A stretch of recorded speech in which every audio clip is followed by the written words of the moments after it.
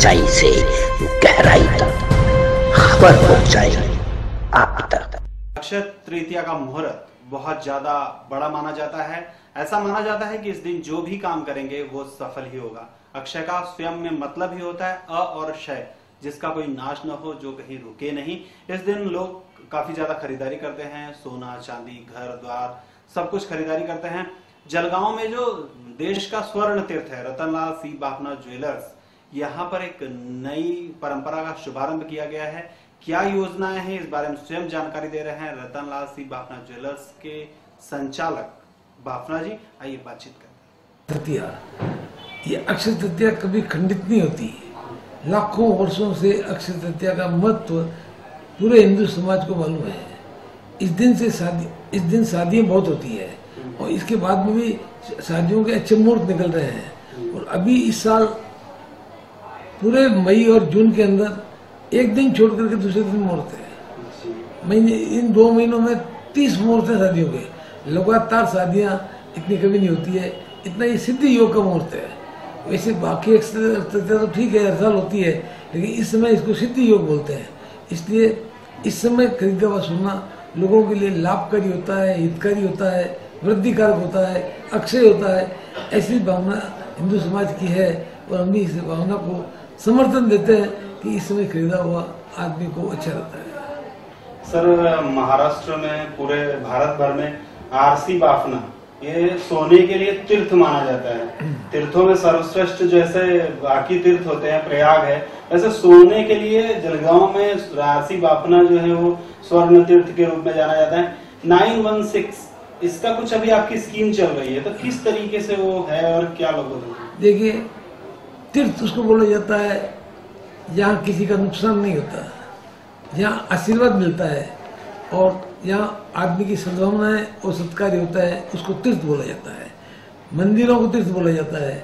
मतलब सोने की दुकान को कोई तीर्थ कर दे तो इसके पीछे बहुत बड़ा रहस्य है कि हमने इसका नाम अहिंसा, जैसे अहिंसा तीर्थ की स्थापना की, वैसे स्वर्ण जगत में भी ये आरसी बाफना का एक स्वर्ण तीर्थ है। क्यों तीर्थ है इसका मैं आपको विश्लेषण बताता हूँ। इंसान का या ग्राहक का दुकानदार ज्वेलर के ऊपर कितना भरोसा है, पहले वो भरोसा करता है कि भाव क्या है, उसकी जानकारी उसको नहीं होती है। फिर 9160 क्या, 94 क्या, 999 क्या, ये कंफ्यूजन और नया पता हो जाता है। अब 9160 से चल रहा है, पर कोई 94 से चलाता है, कोई उसके 95 के भाव लगाता है, कोई 97 के लगाता है। जितनी दुकान है उतने भाव। ग्राहक को लिए बड़ा कंफ्यूजन हो जाता है। इसके बाद में वेट पर विश्वास कि आपने क्या वजन किया, कैसे दिया, कम दिया, ज्यादा दिया, इस पर भी ग्राहक का विश्वास होता है।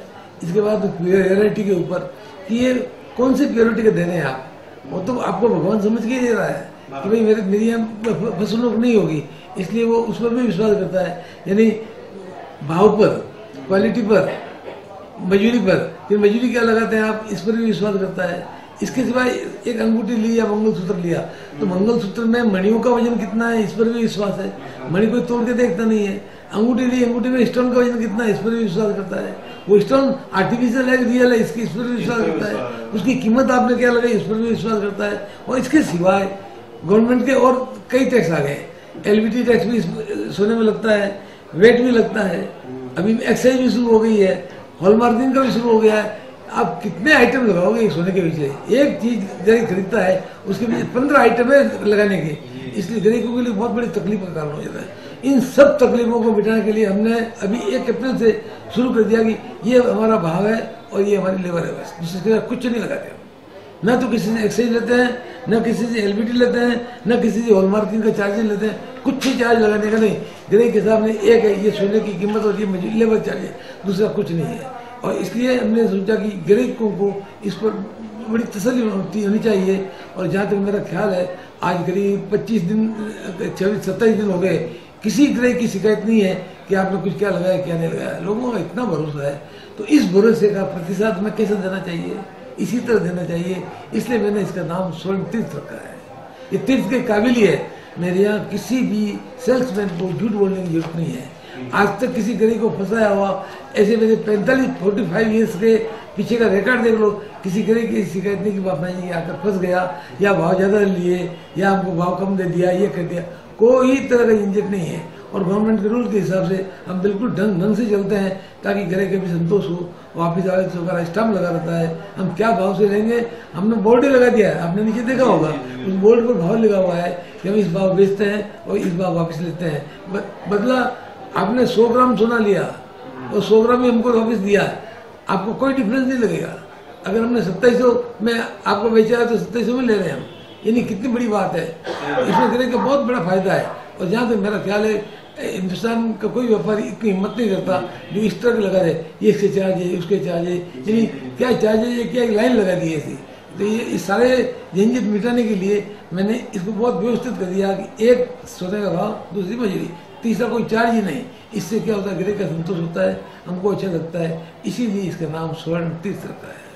सर, इंडिया आप तक के माध्यम से आप लोगों को क्या संदेश देना चाहेंगे? आप अहिंसा और मांसाहार के ऊपर भी काफी कुछ कहा करते हैं कि मांसाहार नहीं करना चाहिए, शाकाहार के प्रणेता माने जाते हैं, क्या संदेश देना चाहेंगे आप? देखिए, हर प्राणी जिंदा रहना चाहता है, छोटे से छोटा प्राणी भी मरना नहीं चाहता। मृत्यु के से तो सबको डर लगा रहा है, फिर मृत्यु या इन जानवरों को फांसी दी, इसमें तो मांस पैदा नहीं होता, ये कोई जमीन से पैदा नहीं होता, आसमान से पैदा नहीं होता है। निष्पाप, बेकसूर, बेज़बान प्राणियों की क्रूर कत्ल की जाती है, तब मांसाहार पैदा होता है और उसको हम खाएं। क्या परमात्मा ने, नेचर ने हमको कम दिया है? इस जमीन ने क्या क्या चीजें नहीं दी हमको खाने के लिए? चाहिए जैसे फल खाओ, फ्रूट खाओ, बादाम खाओ, पिस्ता खाओ, अनाज खाओ, जो कुछ भी खाओ, अच्छी से अच्छी चीज हमको दी है। ऐसे घृणित आहार को करने की आवश्यकता नहीं है कि हम मांसाहार नहीं करेंगे तो भूखे रह जाएंगे, ऐसा तो कुछ नहीं। हमारी 100 पीढ़ियों में भी किसी ने मांसाहार नहीं किया, क्या हम क्या तकलीफ में है? हमारा अच्छी तरह से पेट भरता है, अच्छी तरह से समृद्धि है, परमात्मा की कृपा है, सच्चाई से काम करते हैं और साकार करते हैं, साकार का प्रचार करते हैं। इसीलिए मैंने मेरे सारे प्रचार को करते हुए, जब मैं 1000 गाँव में गया, 1500 लोगों में मेरा लेक्चर, 1500 स्थानों पर मेरे लेक्चर हुए, मैंने कहा कि शाकाहारी हमारा आहार है। भले ही इसका कितना अपनाएंगे, क्या अपनाएंगे, इसका मैं हिसाब गणित नहीं रखता हूँ, लेकिन मैंने शाकाहार के लिए अहिंसा तीर्थ की स्थापना की है। उसमें अभी 2500 करीब गाय हैं मेरे पास में, गौशाला तो नाम है उसका, लेकिन वो वेजिटेरियन प्रोजेक्ट है। और क्यों करना चाहिए इस बारे में हम भाषण भी देते हैं, समझाते भी हैं, हमारा छोटा सा म्यूजियम भी है। इस तरह से हम लोगों को कहते हैं कि मांसाहार नहीं करें। और आप कभी भी ख्याल कर लो, जिस देश में मांसाहार ज्यादा होता है वही युद्ध की बात करता है, चाहे अफगानिस्तान हो, चाहे ईरान हो, चाहे पाकिस्तान हो। ये जब ज्यादा मांसाहार करने वाले हैं वो युद्ध की भाषा करते हैं। कोई शाकाहारी देश मांसाहार की युद्ध की भाषा नहीं करता है। और वहाँ निर्दोष प्राणियों को ही नहीं मारा जाता है, निर्दोष इंसान की भी हत्या की जाती है। ये हम रोज पेपर में पढ़ते हैं, आज इतने सैनिकों को मार दिया, आज इतने आतंकवादी घुस गए। ये क्यों घुसते हैं? आतंकवादी कहाँ से पैदा होते हैं? ज्यादातर अच्छे और भले आदमी आतंकवादी नहीं बनते हैं, वही बनते हैं जो निर्दयी होते हैं, जो जिनके अंदर कोई अनुकंपा या करुणा की भावना नहीं होती है, वही मारकाट की बात करते हैं। भले आदमी कभी मारने की बात नहीं करते, वो शांति की बात करते हैं। आप देख रहे हैं इंडिया आप तक समाचार, सच्चाई से गहराई तक खबर पहुंचाए आप तक।